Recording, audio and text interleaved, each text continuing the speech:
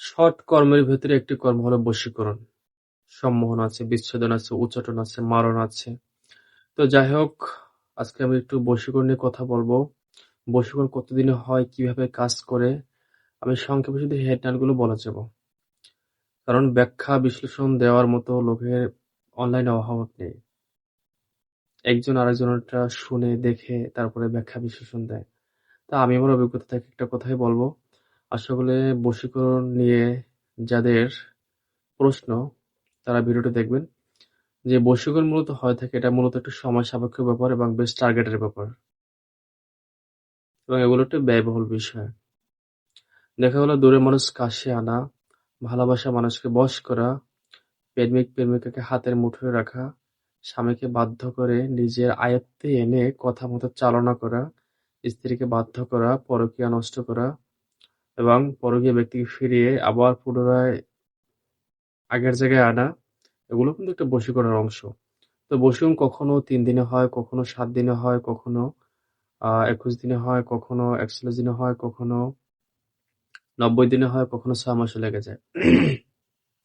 এখন ৩ দিনে কোন বশীকরণগুলো হয়? আসলে এই বিষয়ে আমার কোনো ধারণা নেই।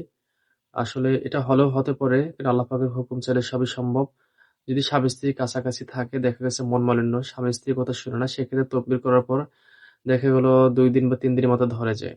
আবার কখনো ৭ দিনেও ধরে যায়, কখনো ১৫ দিনেও ধরে যায়, কখনো ২১ দিনও লাগে। আবার কখনো ৩০ দিনও লাগে, কখনো ৩২ দিন লাগে, কখনো ৩৫ দিন লাগে, কখনো ৪১ দিনও লাগে। তবে বশীকরণ হয়। তবে বশীকরণ কখন কখন করা উচিত? বশীকরণের উত্তম সময় হলো চন্দ্রমাস, বিশেষ করে রবিবার, সোমবার, বুধ, বৃহস্পতি, শুক্রবার।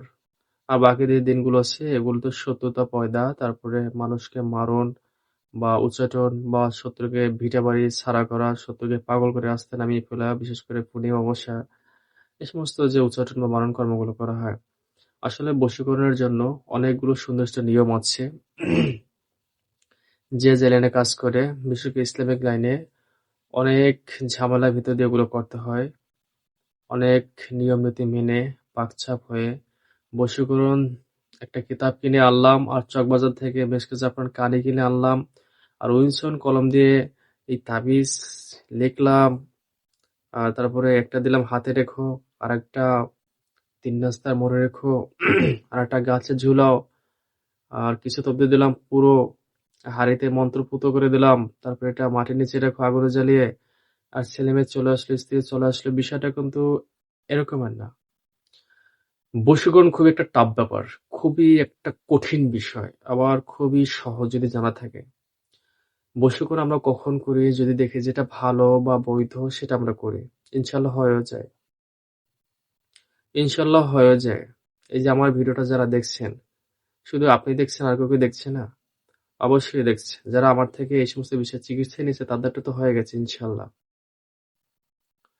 তবে অনেক অনেক মানুষের বশীকরণ যে অনেক সময় ধরে না বা হয় না, ঠিকই টাকা লস করে, আর ঠিকই সময় দেয়, কেন ধরে না, কি করে ধরে না, তখন ওই ব্যক্তি কিন্তু দিশেহারা হয়ে যায়। তার ভিতরে একটা তার যে একটা কনফিডেন্স, সেটা কিন্তু সে হারিয়ে ফেলে। যে আমি এত টাকা দিয়ে বশীকরণ করলাম, আসলে আমি কোনো ফলাফল পেলাম না। আসলে এটা কেন? এই যে কেনর উত্তর যিনি করছেন তিনিও দেন না। তিনি হয়তো ২-৪ কথাবার্তাকে বুঝিয়ে দেয় যে, "ভাই আমি তো চেষ্টা করেছি, হয়নি।" সেটা অবশ্যই ঠিক আছে। যাকে বুঝিয়ে দিল সে তো আ প্রপার যে উত্তর সেটা তো কিন্তু পেল না। তো ওই ব্যক্তি কি করে? তখন আরেকজনের শরণাপন্ন হয় এবং যে বশীকরণ করিয়েছি, আপনি বশীকরণ করে দিবেন, পরে টাকা নিবেন। এরকম ধরনের পেশেন্ট কিন্তু আমাদের কাছে আসে। এই সমস্ত পেশেন্টদেরকে আমরা কিন্তু সরাসরি ব্লক দিয়ে থাকি। কারণ তুমি তার কাছে গিয়েছ, এটা তার ব্যাপার। তুমি আমার কাছে চাচ্ছ, আমার নিয়মে চলতে হবে। তুমি তাকে দিয়ে তো আমাকে আর মাপতে পারো না। এটা তো সম্ভব না। তাই না? তো বশীকরণ যে এত সহজ, আবার বশীকরণ যে খুবই কঠিন বিষয়, কিন্তু এরকম না। কিন্তু বশীকরণ করতে হলে আপনাকে ৩ টা জিনিস মাথায় রাখতে হবে। এটা একটা ব্যয়বহুল বিষয়, দ্বিতীয়ত কথা হলো টার্গেটের বিষয়, তৃতীয়ত কথা হলো এটা সময় সাপেক্ষ ব্যাপার। আর বশীকরণের জন্য কখনো, কখনো রিচুয়াল প্র্যাকটিসে, বিশেষ করে নখ, চুল, ব্যক্তি পরিহিত বস্ত্র, বিশেষ করে শনিবার, মঙ্গলবার মারা যায়, সেই মুদ্রারের মাটি বা সেই মুদ্রারের কাফনের কাপড়, তারপরে যে ব্যক্তিকে বশ করবেন তার পায়ের তলার মাটি, তার মাথার চুল, আম তারপরে যিনি সেখান দিয়ে ঘুমায় সে বিছানার নিচের মাটি কখনো তার সালোয়ার বা তার জামা-কাপড়ের বা তার পাঞ্জাবি অথবা তার ব্যবহৃত কোনো জিনিসপত্র হতে হবে। আ এগুলো হলে যে বশীকরণ হবে, এছাড়া যে হবে না বিষয়টা এরকম না। এর থেকেও ভয়ংকর ধরনের বশীকরণ আছে ইসলামিক লাইনে, যেগুলো করার সাথে, সাথে ব্যক্তি আসলে দিশেহারা হয়ে যায়। আসলে একটা ভ্রমের ভিতরে পড়ে যায়। উনি খাইতে গেলে, উনি নাইতে গেলে, উনি শুইতে গেলে, উনি বাথরুমে গেলেও ঠিক আছে ওই ব্যক্তির চেহারা সদা সর্বদা মানে মানে এভাবে চোখের সামনে যেমন ফটো টানিয়ে রাখেন ওভাবে দেখতেই থাকবে। কারণ তখন ওই তকদিরগুলো তাকে বারবার ওই ব্যক্তির প্রতি টানবে। ধীরে, ধীরে, ধীরে, ধীরে তাকে টানতে থাকে। বুকের ভিতর ছটফট সৃষ্টি হয়ে যাবে। অস্থিরতা সৃষ্টি হয়ে যাবে। মানে কোন সময় সেই ব্যক্তির কাছে যাবে সে কিন্তু মানে একদম পাগলের মতো আচরণ করবে সোজা সাপটা কথা। আর বশীকরণ যদি প্রবলভাবে ধরা যায় তখন এই ব্যক্তি কিন্তু আর ঘরে থাকতে পারবে না এবং চূড়ান্ত ডিসিশন এটাই যদি বশীকরণ ঠিকঠাক মতো ধরেই যায় তখন ওই ব্যক্তি কিন্তু যেথায় থাকুক তাকে কিন্তু আর ধরে রাখা সম্ভব না। তো সুযোগ পেলে সেটা পালিয়ে হোক বা যেকোনো মাধ্যমে সে কিন্তু চলে আসবে বা সে কিন্তু যোগাযোগ করবে।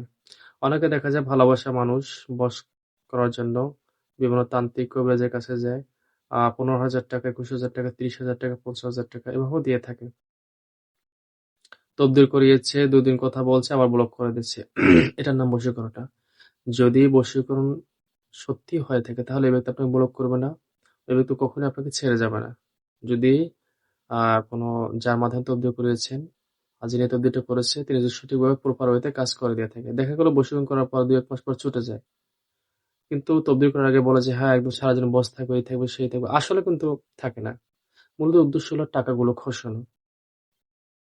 টাকাগুলো খসিয়ে, খসিয়ে তারপরে ব্যক্তিদের টাকা-পয়সা নিয়ে আ নরমাল কালি দ্বারা, নরমাল কাগজ দ্বারা, নরমাল দ্বারা লিখে দেয়। তারপরে বলে যে তদবির করে দিয়েছি। ধরে গেছে একটু সময় করেন। দেখা গেল সময় হয়ে গেছে আসলে বশীকরণের কোনো খবর নেই। না হলো স্ত্রী বশ, না হলো স্বামী বশ, না হলো শাশুড়ি বশ, না হলো ছেলে বশ, না হলো প্রেমিক বশ, না হলো প্রেমিকা বশ। না হলো অফিসের বস বশ, না হলো অফিসের কর্মচারী বশ। বশীকরণ যেকোনো জায়গায় খাটানো যেতে পারে। বশীকরণের ভিতরে অনেকগুলো ভাগ আছে। স্বামী-স্ত্রীর মহাবতার তবদির যদি প্রেমিকের উপরে প্রয়োগ করা হয় তাহলে তার প্রেমিকা আসবে না। কারণ ওটা মহাবতার তবদির স্বামী-স্ত্রীর ভিতরের জন্য ওটা তৈরি করা হয়েছে। আবার যদি প্রেমিকা বশীকরণের তবদির যদি স্বামী-স্ত্রীর মধ্যে প্রয়োগ করা হয় তাহলে কিন্তু সেই তবদির কাজ করবে না। এটাও মাথায় রাখতে হবে। অনেকে কিন্তু এই ভুলটা করে থাকে। বিশেষ করে ১০০% হইতে 95% কবিরাজ বিশেষ করে অনেক মুদাব্বির এই ভুলটা করে থাকে। দেখা যায় যে বশীকরণ দিয়েছে, মহাব্বতে তবদির দিয়েছে। সে মহাব্বত কোথায় যে খাটবে আবার দেখা গেছে যে বশীকরণের জন্য আ যেখানে স্বামী-স্ত্রীর মহাব্বতের তবদির লাগবে সেখানে দেখা গেল যে প্রেমিক-প্রেমিকা বশীকরণের তবদির দিয়ে ফেলেছে। যেমন স্বামী কিন্তু একটা প্রেমিক, তাই না? যেমন প্রেমিককে বাধ্য করা ওই তদবির দিয়ে ফেলছে। পরবর্তীতে তদবির কাজ করেনি। আবার বশীকরণ না ধরার পিছনে অনেক কারণ আছে। যেমন দূর থেকে বশীকরণ করতে হলে দেখা যায় ওই ব্যক্তির যদি কোনো বদনজর থাকে বা কোনো তার নামে কোনো জাদু বস্তু পোতা থাকে বা চালান করা থাকে বা জিনপরি থাকে বা বডি প্রোটেকশন করা থাকে বা ভিতরগতভাবে থাকে বা বাহিরগতভাবে থাকে বা তার মেজাজ দেখতে হবে, তার রাশি নক্ষত্র দেখতে হবে, তার আ নামের সংখ্যা দিয়ে বা নামের হরফ দিয়ে দেখতে হবে এই ব্যক্তি কি আতশী না আবি না বাদি না এগুলো হলো নিম্ন স্তরের জ্ঞান আলোচনা আরকি। যারা এটা মোটামুটি বুঝে তারাও মোটামুটিভাবে বশীকরণ করতে পারবে। কিন্তু যারা উচ্চ স্তরের হাই লেভেলের সোজা কথা উচ্চ কক্ষের লোক, তারা তো নাম-দাম শুনেই বুঝতে পারে যে এই ব্যক্তিকে এই তবদির প্রয়োগ করতে হবে তাহলেই বশীকরণ হয়ে যাবে বা ধরবে। অনেকে দেখা যায় নাম-দাম নিয়ে তারপরে দেখে আতশী মিলায়, এটা বাদি না বাতাসের মধ্যে তবদির করতে হবে, না আবি না পানি না খাক না মাটি, কিভাবে তবদিরটা করলে ধরবে এটা নিয়ে দিন তার পার হয়ে যায় আসলে সে বুঝতেই পারে না কখন বশীকরণ করবে। আর বশীকরণের জন্য অনেক টাইমক্ষণ, অনেক তিথি এরকম সময় আছে। সেগুলো মেনেই বশীকরণ করতে হয়। এগুলো হলো নিম্ন শ্রেণীর আলোচনা। কিন্তু যারা মোস্ট একদম হার্ড ভাবে কাউকে অ্যাটাক করতে পারে, তারা তো পারেই। তাদের ব্যাপার তো ভিন্ন। তারা তো আর ডাক-চিক দিয়ে আপনাকে বলবে না যে আমাদের কাছে আসো বশীকরণ করো। তবে আমি মনে করি যে বৈধভাবে যেকোনো জিনিস করাটা ভালো। অবৈধভাবে কোনো কিছু করাটা ভালো না। স্বামী-স্ত্রী বশীকরণ, বশীকরণ মানে গোলাম বানিয়ে রেখে বিষয়টা এখন মহাব্বত তাদের ভিতরে থাকবে। ইবাদত করবে, আল্লাহ পাকের কাছে শুকরগুজার হবে। এই সমস্ত কাজ ভালো। কিন্তু বশীকরণ যে অবৈধ উদ্দেশ্য হয় সেগুলো আমি মনে করি না করাটাই ভালো।